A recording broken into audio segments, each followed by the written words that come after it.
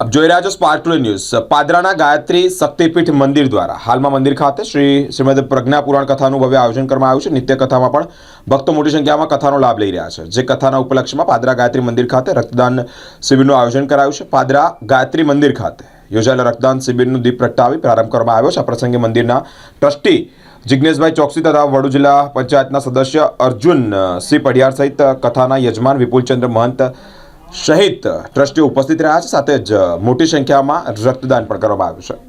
જય ગુરુદેવ।